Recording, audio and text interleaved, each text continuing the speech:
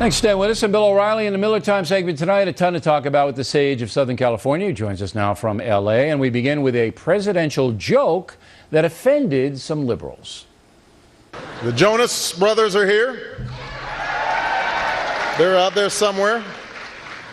Sasha and Malia are huge fans, but boys don't get any ideas.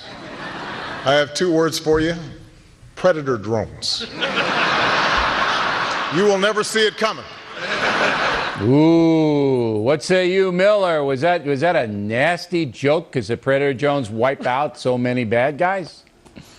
I could only hope that I would think of jokes like that. That was an absolutely brilliant joke. And by the way, Billy, welcome back. Where'd you go, to the timeshare in Karachi, Pakistan for a week? I have the timeshare in Tierra del Fuego. Do you know where that is? Tierra del Fuego? It's in a song by somebody. The Popsicle Toes, I believe. That's Del Fuegos. No, Tierra del Fuego is the southernmost tip of South America. Okay, so this was a good joke, in your opinion. You're a professional comedian. Great joke. Why did it offend some sensibilities? Because America has turned into that rarest of all creatures, the mincing Leviathan.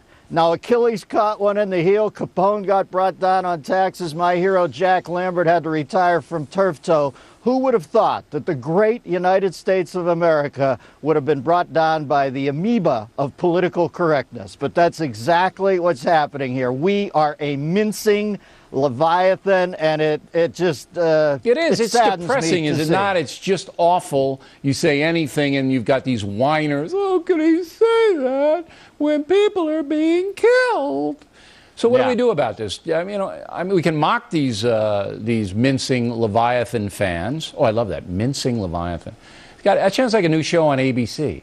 The mincing Leviathans. Yeah, we could do that. Mm-hmm. But what do we do? They put 10 mincing Leviathans in a house, and a girl has to pick from one of them. It'll be big. So what do we do about this, Miller? You know what, Bill? I must tell you, for the first time, I'm puzzled as to an answer.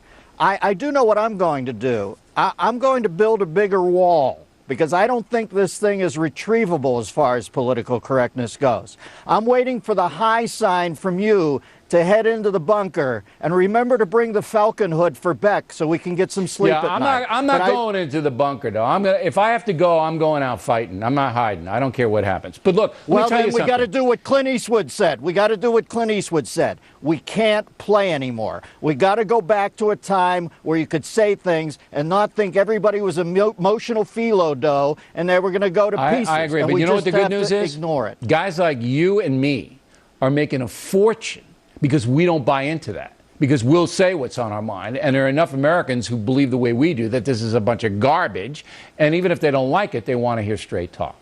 Now, great joke. Mr. President, killer joke. We've been talking about how the media is very sympathetic, seems, to this Times Square alleged bomber. Listen to the soundbite. I want your reaction to the soundbite. This is a guy named Jim Acosta on CNN. Go. If it can be confirmed that his house was foreclosed on in recent years, I mean, one would have to imagine that brought a lot of pressure and a lot of heartache on that family. I mean, the house was foreclosed on, so I'm going to blow up as many people as I can.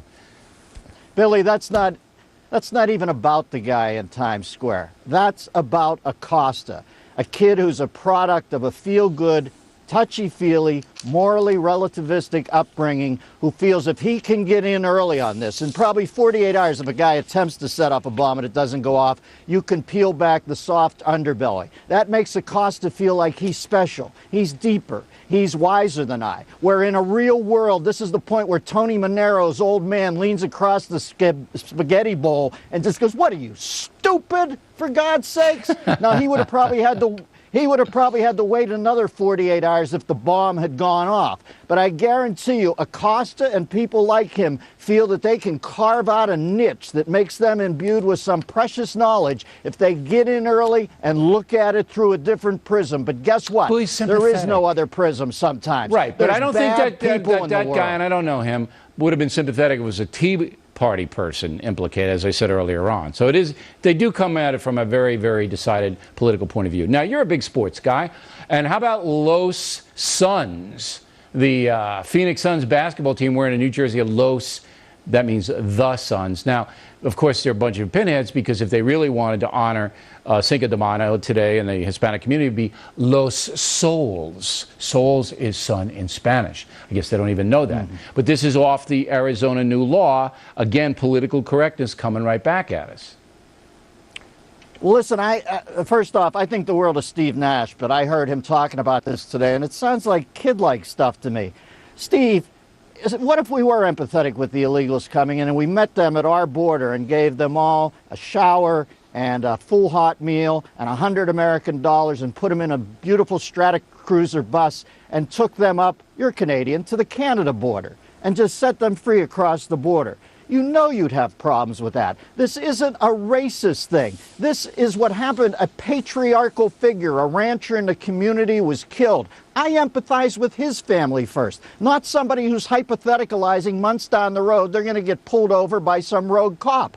This is a signal flare from the state of Arizona. They've thrown up their hands. They don't know what to do. The Titanic is listing, and this is a flare to get some attention. I'm empathetic too, but right now I'm empathetic to the family who's looking up at the end of their dining room table and the old man's dead because he was croaked by some drug addict who was in the country illegally from Mexico. I'll get to the empathy for the guy who might be rousted by a bad cop down the road. Right now, my heart aches for that family and that guy.